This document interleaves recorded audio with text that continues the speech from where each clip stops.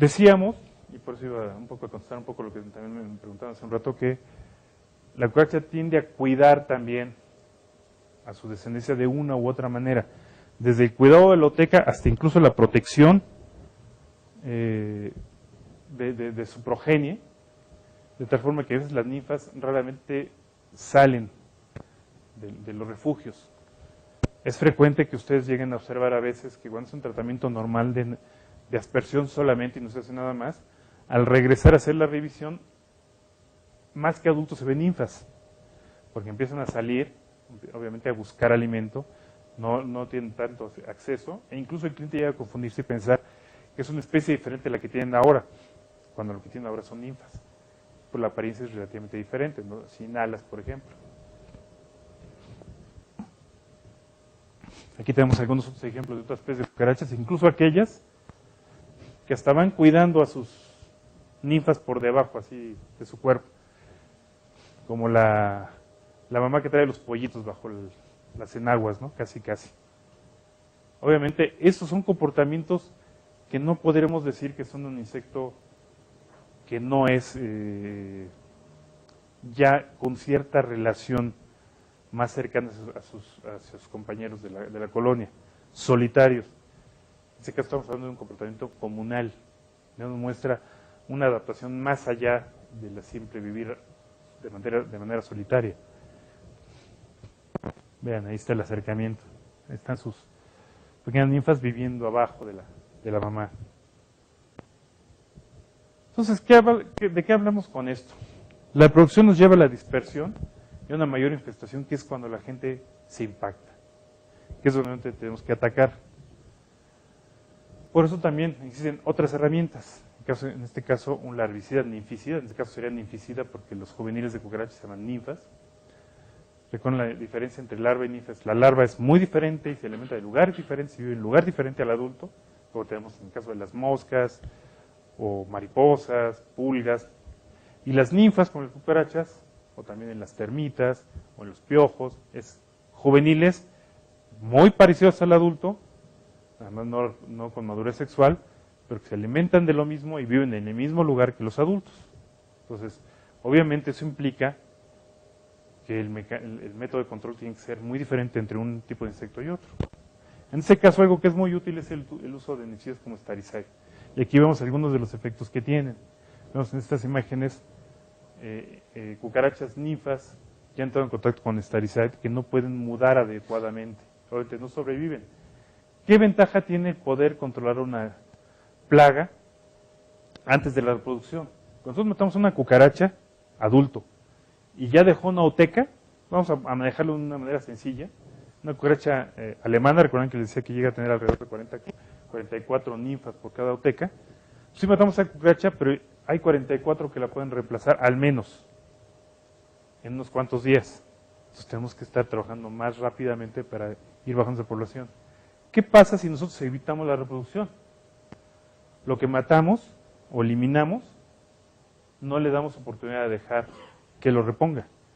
Esto nos hace que el control sea más rápido y más eficiente, con una estrategia, con un insecticida mucho más eficaz.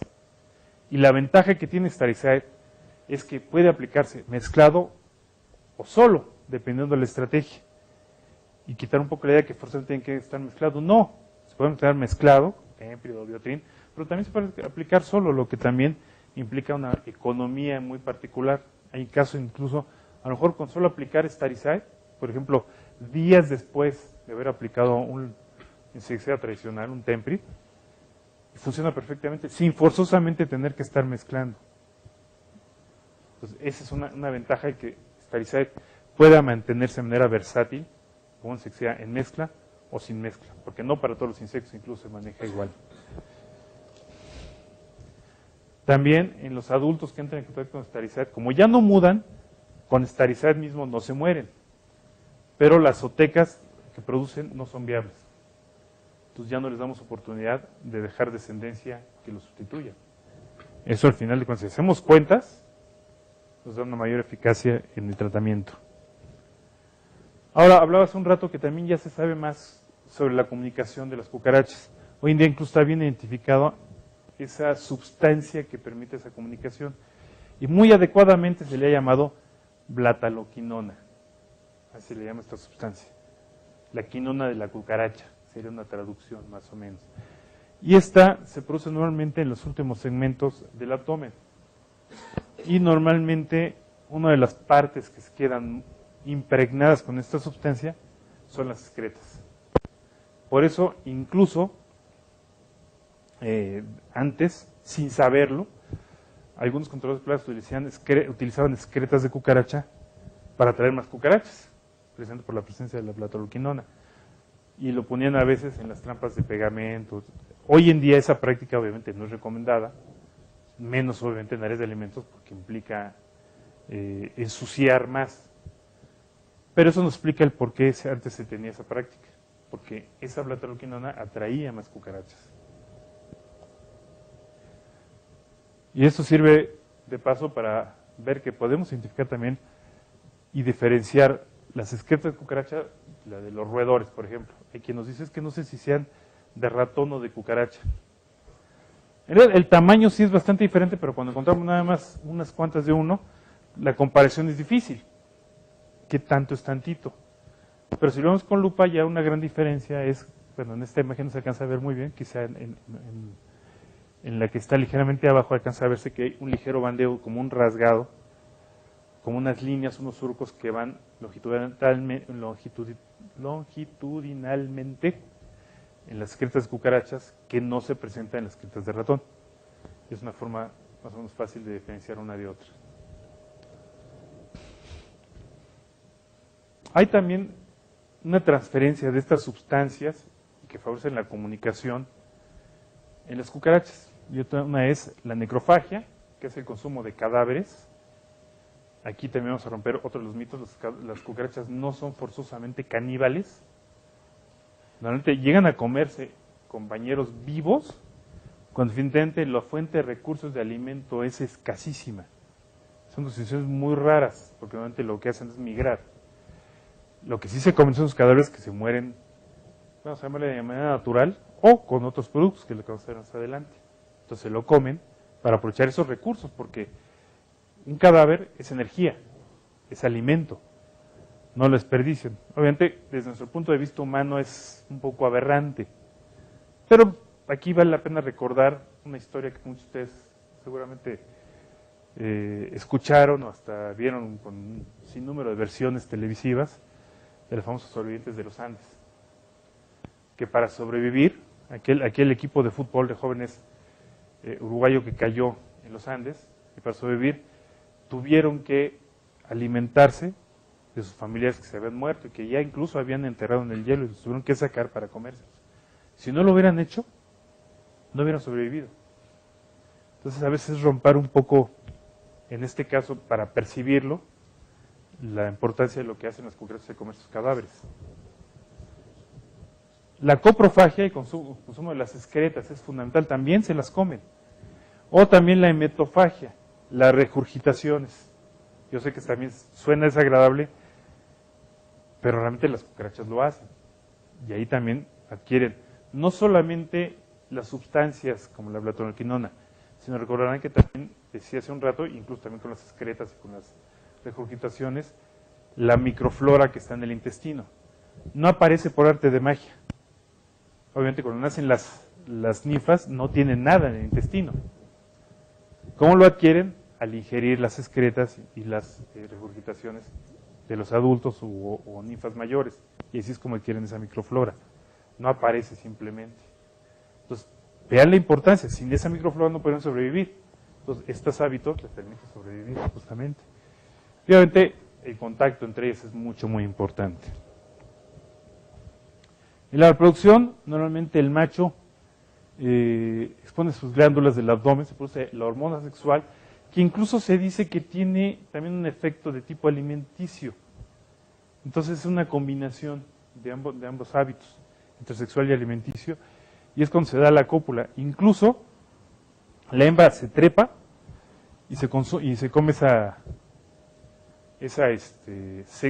secreción y se da la cópula. Así que Lo que hoy podemos haber visto en la película 50 sombras de Grey no es ninguna novedad. Las cucarachas ya lo conocían. Aquí más o menos el proceso ilustrado hasta que se da la cópula. Y algo bien importante, nosotros podríamos pensar que con esa cantidad de cucarachas que hay en el ambiente o en un refugio, aquello debería ser una orgía. Y no es así. Realmente son capaces incluso de identificar a aquellos individuos que son cercanos genéticamente para no copular con ellos y no reproducirse con ellos. Porque ustedes saben que de haber esa cruza, podría haber la fijación de algunos desórdenes genéticos que normalmente van diluidos cuando hay variabilidad genética. Como cuando se ha dado en condiciones en las que familiares tienen hijos y hay varias generaciones de relaciones consanguíneas, como el clásico ejemplo de la familia real de Inglaterra, que apareció la hemofilia, no por arte de magia, sino porque existía ese gen que no se expresaba porque se diluía cuando tenían hijos con personas que no tenían hemofilia, pero en cuanto se junta uno con otro que los dos tienen hemofilia, en el momento de juntarse con los descendientes, la enfermedad se expresa. Y eso obviamente va en contra de la sobrevivencia.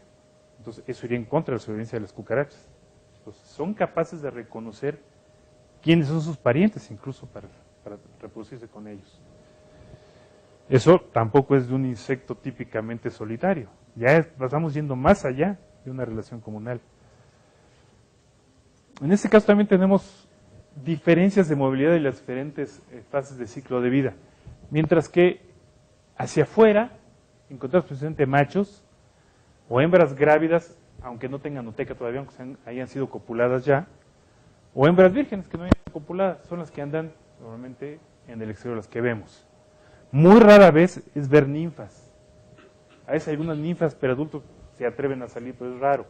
Estamos hablando de condiciones normales, antes de una aplicación, por supuesto. Las hembras con oteca salen poco o se mueven poco lejos del refugio también. Y también las ninfas muy pequeñas, sobre todo porque están protegiéndose entre sí. Solamente vemos que salen ya las ninfas cuando por alguna aplicación acabamos con los adultos que andaban fuera. Sí. Hay dos preguntas. La primera es de Jonathan, de Fumiplagas. Después de la primera aplicación, ¿qué tiempo hay que realizar una segunda aplicación para evitar la reproducción? Ok. En el caso de la aplicación con Staricide. Correcto. Ok. Normalmente eso nos lo da nuestro monitoreo. Yo sí soy, la verdad, y como muchos que lo conocen lo saben, poco enemigo de dar tiempos fijos.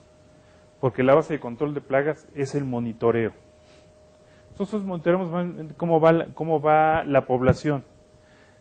Si quieren que nos vayamos normalmente a los tiempos clásicos, incluso eso sirve un poco de respuesta para algunos auditores que preguntan ¿por qué las aplicaciones mensuales? Es porque la mayoría de los ciclos de vida de los insectos plaga cubren más o menos ese periodo, a veces 15 días para partirlo por la mitad, dicen por ahí. Normalmente mi recomendación es, si la población es muy alta, si la aplicación está bien hecha, a veces no es necesario aplicar más que incluso 2 o 3 meses después, dependiendo del monitoreo. Si tenemos duda y nuestro monitoreo nos indica que sigue habiendo población, entonces sí aplicar normalmente al mes, por ejemplo. ¿Cuál es la razón normalmente por la que se da a veces los tratamientos quincenales? Suena curioso, pero como dice por ahí, no lo digo yo. Muchas empresas de control de plagas lo dicen. Es porque es el tiempo en que nos pagan. Pero no forzosamente tiene un fundamento técnico. La base de las aplicaciones debe estar basada siempre en monitoreo. Básicamente. Y como dije hace un rato, a lo mejor hoy aplico Temprit, hice un monitoreo nada más para refuerzo, no del Temprit, vuelvo a aplicar nada más Staricide para bajar la producción de las ninfas, y no forzosamente Temprit otra vez. O si de repente tengo una infestación desde afuera, muy frecuente porque llega mucha materia prima con cucarachas, o las voces del mandado, o llegan de otro lado, entonces ya puede ser una reaplicación igual. Pero por supuesto, antes de hacer eso, si yo logro detectar la fuente del ingreso de las cucarachas, mejor ataco allá y empiezo a controlar mejor el ingreso, que si llegan en las tarimas, entonces manejo más el sacudir las tarimas y evitarles de ahí.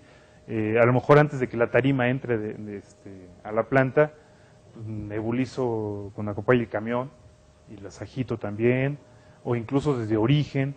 O sea, trato obviamente de controlar la fuente, pero si no puedo tenerlo, entonces sí hago una reaplicación. Obviamente es toda una combinación y depende obviamente de las condiciones en las que se presente la plaga. ¿Y la segunda es? Y la segunda es, en cocina industrial con gran infestación de cucaracha alemana, después de hacer la primera aplicación con Aquapay, ¿a los cuántos días es recomendado hacer una segunda aplicación? ¿Y qué es mejor, hacer otra aplicación con Aquapay o una aplicación de gel? No, aquí más bien es una aplicación estratégica.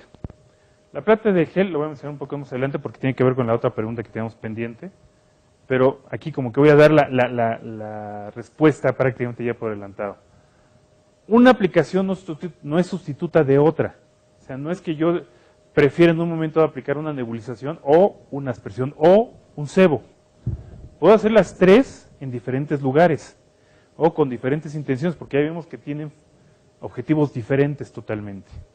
En realidad la aplicación de una nebulización, voy a regresar un poco a lo que mencionamos hace un rato, es tratar de bajar la población lo más rápido posible, si es que ya tengo algo grande, llegar a puntos también que no fácilmente puedo identificar dónde puede estar la plaga, pueda penetrar en esas áreas y sacarlas en su momento dado. La residualidad es básicamente para formar barreras hacia donde no quiero que la plaga entre o llegue y pase y se muera, por ejemplo. Y el cebo ya es para incluso controlar la plaga de una manera muy focalizada. Eso quiere decir que en un momento dado, si es necesario, puedo aplicar las tres medidas. No exactamente al mismo tiempo, una después de la otra, y eso sí, no forzosamente en el mismo lugar. Adelantando un poco al manejo del gel, que vamos a hablar de él más adelante, es la nebulización puedo hacerla en esa cocina industrial, que es el ejemplo en específico, para llegar a esos puntos donde no puedo detectar, porque a lo mejor no tengo acceso, o porque hay una cocina integral, esas modulares donde tienen muchos espacios vacíos y ciegos en los que no es fácil llegar, y quiero llegar ahí de alguna u otra manera. Entonces, bajar la población y me facilita el tratamiento. Luego, el tratamiento residual, aplicarlo en las áreas donde puedan salir más rápidamente las cucarachas de los refugios que a lo mejor no puedo detectar. Y ahí entro a uno de los cuestionamientos también que hay frecuentemente en los tratamientos residuales y que yo insisto tanto, aquella pregunta de qué hago cuando aplico y luego llega el cliente y lava. Y como he dicho en otras ocasiones, esa afirmación normalmente implica, el que se haga esa pregunta la verdad implica que hemos cometido errores en aplicar. Porque aplicamos tratamiento residual donde van a lavar, es un tratamiento inútil. No porque tengamos que decirle al cliente, no lave, porque además por procedimientos en cocinas industriales están obligados a lavar. Así que si nosotros decimos no lave, ellos van a decir no trabaje conmigo, porque yo debo hacerlo. Simplemente es, si ahí esa área está tan limpia, ahí no necesito aplicar nada. Pero si hay cucarachas, porque hay áreas donde no hay limpieza, donde esa limpieza no llega. Ahí es donde tengo que hacer la aplicación, no en todos lados. O sea, cuando aplicamos en todos lados, eso quiere decir que tengo muy mala inspección. Tengo que hacer una buena inspección para hacer aplicaciones más focalizadas. Y ahora bien, resulta que hay áreas más delicadas, más áreas donde puedo encontrar a lo mejor de repente más cucarachas que estén a lo mejor atrás de los cajones o en esos espacios vacíos o escondidos de las cocinas y donde no puedo formar una buena, tengo una forma de formar una barrera, pero yo tengo un problema ahí adentro de todas maneras, o a lo mejor la nebulización penetró, pero no tuve el impacto suficiente porque quedaron muchas otecas en el lugar, o algunas cucarachas, algunas ninfas. Entonces ahí pongo cebos cercanos a esas áreas, atrás de cajones, por debajo de muebles tubulares, para que la cucaracha salga y entre en contacto con el gel. Pero nunca en el mismo lugar donde aspergé. Jamás. Porque durante los insecticidas que se asperjan tienen un efecto insecticida y además con cierto efecto de repelencia. El cebo tiene un efecto, por definición, de atracción. Entonces, aplicar uno y otro juntos nulifica parte de la efectividad de ambos. A excepción de Staricide, es el único que puede aplicarse en algún momento dado en el mismo lugar donde se aplica el gel. Pero nunca aplicar un Temprit, un Biotril, en el mismo lugar donde pongamos Maxforce. Uno en un lugar y otro en otro. De eso se trata el manejo de estrategias. Que para muchos dicen es que es más lata, yo prefiero llegar y aplicar a lo grande. Pero eso es no tener estrategia. Y a la larga es más caro. Llevan más tiempo la aplicación. Antes son tratamientos largos en tiempo porque hay que aplicar en todos lados. Poco limpias, poco higiénicas, poco conscientes, poco sustentables. Y nuevamente poco eficientes. Un tratamiento estratégico basado en la inspección. Mejor el tiempo que se dedica en tratar en todos lados se dedica a una buena inspección. Y entonces el tiempo de tratamiento se reduce muchísimo. Pero se hace una eficiencia mucho mayor en el resultado. Y además una mejor imagen de una responsabilidad que se tiene como controlador de plagas, de sustentabilidad y manejo eficiente de los químicos que estamos manejando para el control de plagas, que aunque son seguros, siguen siendo químicos y siguen siendo plaguicidas. Y estoy hablando básicamente de lo que hablamos nosotros. Ahora imagínense aplicar en gran escala productos de mayor toxicidad de DBP o algunos parecidos a estos, y además por todos lados. Eso marca la verdad de poca conciencia en sustentabilidad, ¿no? Que además que no se han echado números y a lo mejor no están teniendo los beneficios que quisieran. Entonces, de esta forma ya me adelanté y respondí todas, pero entonces vamos a hablar de los geles más adelante para entrar más en detalle, ¿no? ¿Hay una más? Están lloviendo ahora sí. Sí, esa es más básica, ¿qué es una oteca? ¿Qué es una oteca? Un paquete de huevecillos. O sea, en lugar de tener huevecillos sueltos, la oteca es un paquete de huevecillos. ¿Sí? En conjunto. Bueno, entonces, ¿por qué salen tanto estas fases? Bueno, obviamente buscan alimento y apareamiento. La hembra busca alimento para formar mejor la ooteca, que ahora ya explicamos qué fue. Y la hembra virgen, pues igual que el macho y la hembra, pues para eso van a las discos y al revés. Bueno. Dice que a bailar, pero bueno. No, bueno. Obviamente, ya cuando lo vemos desde el punto de vista biológico suena crudo, pero así es la realidad, la verdad.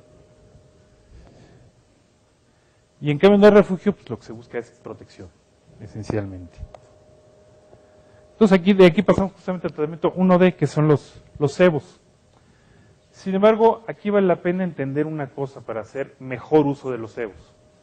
Entonces ponemos un pequeño punto de cebo, pero este tiene un rango de acción, de atracción, siempre.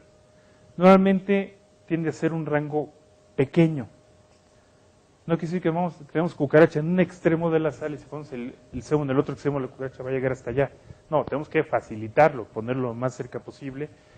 Normalmente si hacemos una buena inspección y un buen mapeo de la plaga, podemos más o menos determinar cuáles son los sitios de refugio y de alimentación.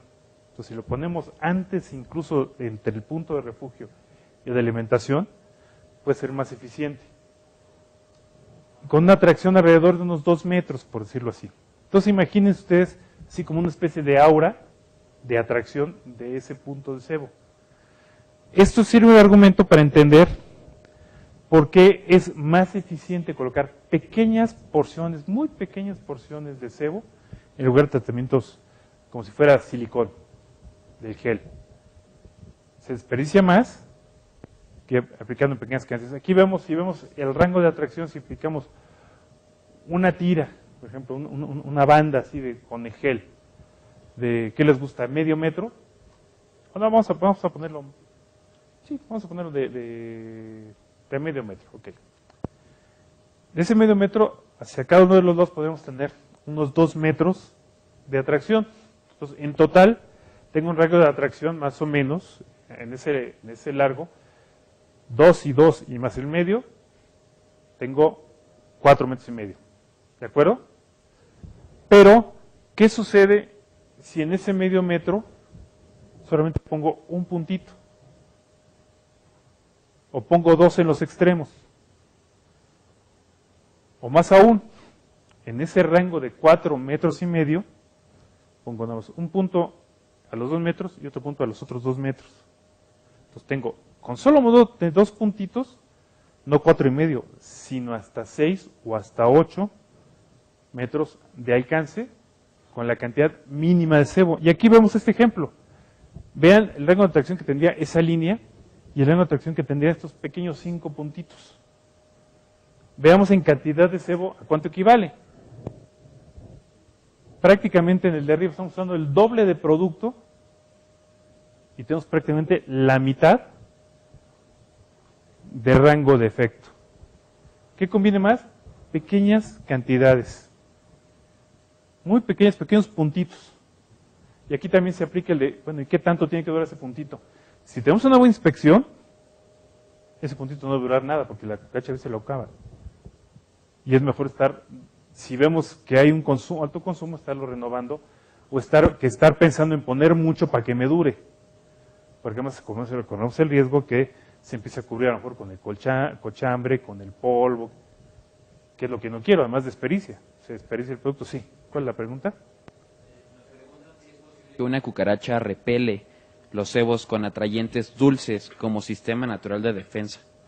Existen algunas cepas, y está demostrado que hay cepas de cucarachas que no les gusta la glucosa. Y está bien demostrado. Y no es tanto que sea un fenómeno de resistencia que apareció de pronto. Es muy probable que sean cepas que se adaptaron a ello por cuestiones de defensa hacia sus depredadores. Es muy probable. Esta es una suposición. Y esto es por lo siguiente. La glucosa es una fuente de energía muy rápida, casi inmediata. De hecho, muchos deportistas normalmente cuando van a tener una competencia muy importante, se abastecen de una gran cantidad de carbohidratos y principalmente de glucosa, incluso una noche antes, para aguantar más, como dicen por ahí.